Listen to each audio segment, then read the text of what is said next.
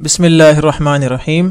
پیارے بچوں، کینٹیب پبلشر کی طرف سے آپ کو خوش آمدید۔ پیارے بچوں، کلاس 3 کی اردو کے لیے جو کتابیں آپ کے پاس ہونی چاہیے ان میں سب سے پہلے اردو کی کتاب آپ کے پاس ہونی چاہیے، اس کے ساتھ اردو کی عملی کتاب یعنی ورک بک، اور مشق کو حل کرنے کے لیے اردو کا ریسورس پیک، اور چھٹیوں کے کام کے لیے سمر پیک آپ کے پاس ہونا چاہیے۔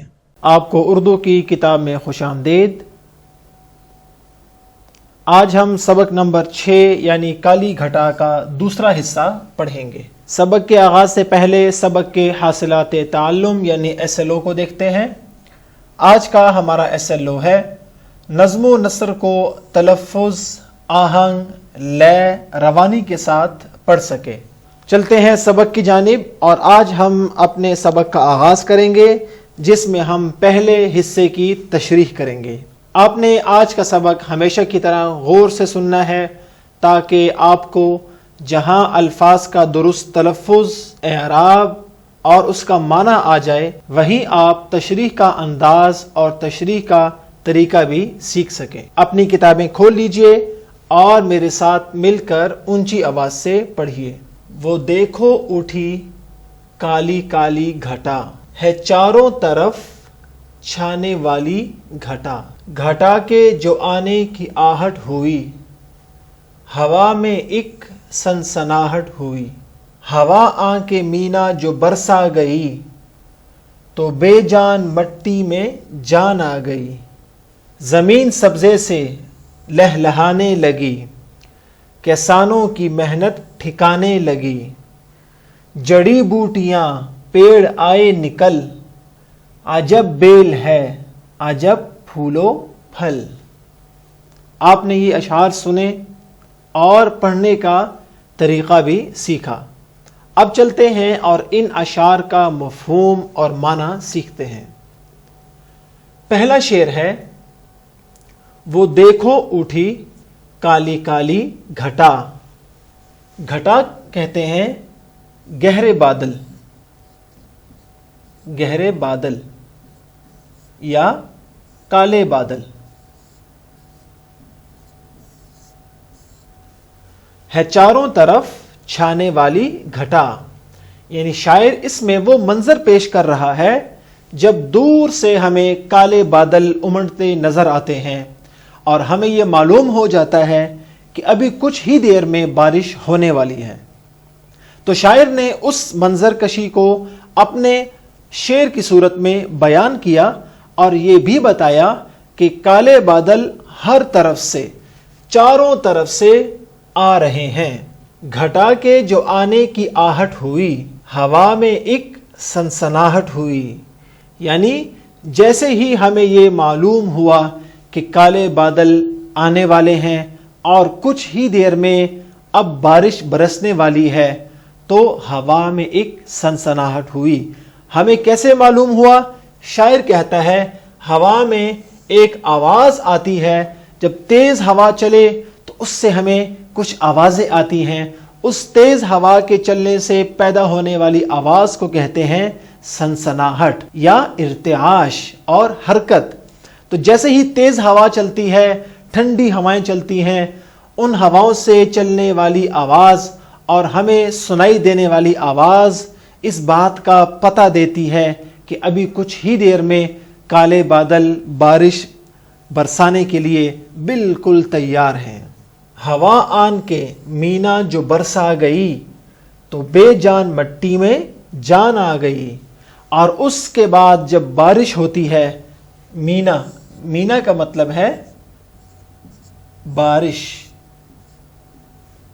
ہوا آن کے مینا جو برسا گئی، یعنی جیسے ہی ہوا نے بادلوں کو ہمارے اوپر، جیسے ہی ہوا بادلوں کو ہمارے اوپر لے آئی اور بادلوں نے خوب بارش برسائی، تو اس سے کیا ہوا؟ بے جان مٹی میں جان آ گئی۔ وہ زمین جو کہ بالکل اس قابل نہیں تھی کہ اس پر کوئی چیز اگ جاتی، بالکل بے جان مٹی تھی، اس بے جان مٹی میں بارش کی وجہ سے، پانی کی وجہ سے جان آ گئی اور اب وہ زمین زرخیز ہو چکی ہے۔ زمین سبزے سے لہلہانے لگی. اور بارش کا اگلا فائدہ کیا ہوا کہ جیسے ہی زمین پر بارش ہوئی زمین سے سبزہ اگا، فصلیں اگی، درختوں پر پتے آ گئے اور زمین پھر سے سبزے سے لہلہانے لگی. یعنی وہ ہوا جب چلتی ہے اور اس ہوا کے چلنے سے جب فصلیں ہلتی ہیں اس کو کہتے ہیں لہلہانا. لہلہانا یعنی ہوا سے حرکت کرنا، ہوا سے حرکت کرنا. کسانوں کی محنت ٹھکانے لگی اور کسان جس نے زمین میں ہل چلایا تھا، اس میں بیج بویا تھا، اس بیج کو بڑھنے کے لیے اس نے کھاد کا استعمال کیا تھا، یہ ساری محنت اس کی کب رنگ لائی اور اس کی محنت نے کب اس کو پھل دیا؟ جیسے ہی اس کو بارش میسر ہوئی. اور اس کے بعد جڑی بوٹیاں، پیڑ آئے نکل. پیڑ کہتے ہیں درخت کو، پیڑ کا مطلب ہے درخت. اور جڑی بوٹیاں چھوٹے چھوٹے پودے جو کچھ عرصے میں خود ہی ختم ہو کر دوبارہ پھر خود ہی اگ جاتے ہیں، انہیں کہتے ہیں جڑی بوٹیاں. جڑی بوٹیاں پیڑ آئے نکل، یعنی بارش کی وجہ سے جڑی بوٹیاں اور درخت اور ان کے پتے پھر سے ہرے بھرے ہو گئے. اور صرف یہی نہیں، عجب بیل ہے. بیل کہتے ہیں اس پودے کو جو دیوار پر یا کسی اونچائی پر خود ہی چلا جاتا ہے اور اس کی شاخیں زمین پر یا دیوار پر یا کسی درخت پر خود ہی پھیلتی رہتی ہیں.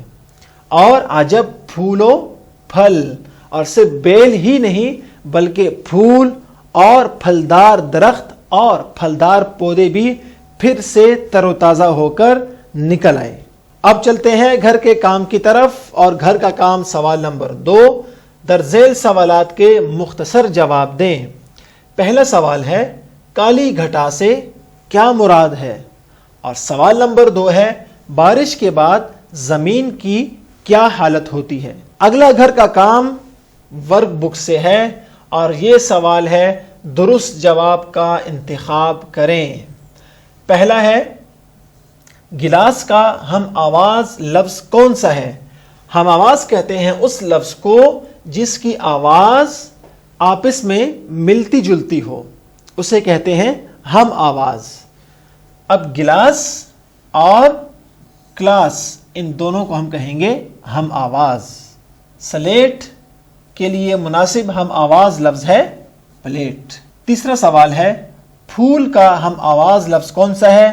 آپ نے یہ خود حل کرنا ہے. سوال نمبر 4 ہے ذیل میں مکان کا ہم آواز لفظ کون سا ہے؟ مکان، پہلے آپ نے اس لفظ کو پڑھنا ہے پھر ان تینوں الفاظ کو پڑھنا ہے تو آپ کو خود معلوم ہو جائے گا کہ کن دو الفاظ کی آواز ایک جیسی ہے. اور آخری جز ہے لفظ درخت سے ملتا جلتا لفظ کون سا ہے، یعنی اس کا ہم آواز لفظ کون سا ہے. ورک بک کی جانب چلتے ہیں اور اگلا گھر کا کام نیچے دیے گئے الفاظ اور متضاد کو آمنے سامنے خانوں میں لکھیں. یعنی آپ کے سامنے کچھ الفاظ دیے گئے ہیں اور ان میں الفاظ اور ان کے متضاد یعنی ان کے الٹ الفاظ موجود ہیں. اور آپ کو معلوم ہے کہ متضاد اس لفظ کو کہا جاتا ہے جو لفظ پہلے والے لفظ سے بالکل برعکس، اس کے مخالف یا اس کا الٹ معنی دیتا ہے.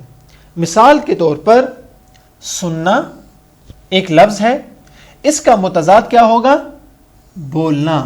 لہذا ہم یہاں لکھیں گے سننا اور اس کے سامنے اس کا متضاد یعنی بولنا. اسی طرح باقی الفاظ اور ان کے متضاد یعنی ان کے الٹ معنی دینے والے الفاظ آپ نے یہاں الفاظ لکھنے ہیں اور بالکل اس کے سامنے ان کے متضاد لکھنے ہیں. اور گھر کا کام آپ کی کتاب میں سے سوال نمبر 3 درذیل کے ہم آواز الفاظ لکھیں جیسے کہ ہم نے ورک بک میں آج اس کی مشق بھی کی. آپ نے ان الفاظ کے ہم آواز الفاظ لکھنے ہیں اپنی نوٹ بک پر. سوال نمبر 4 ہے درزیر الفاظ کے متضاد لکھیے. متضاد یعنی برعکس معنی. کالی، مرجھانا، زمین، رات، جاندار اور آئے. اور سوال نمبر 5 الفاظ بنائیے جیسے جان سے جانو. اسی طرح آپ نے جنگلی، اسی طرح آپ نے جنگل، رنگ، پھول اور دن، ان سے مزید الفاظ بنانے ہیں. اور اگلا گھر کا کام بہت آسان ہے اور یہ بالکل آپ نے لکھنا نہیں ہے بلکہ اس کو پڑھنا ہے.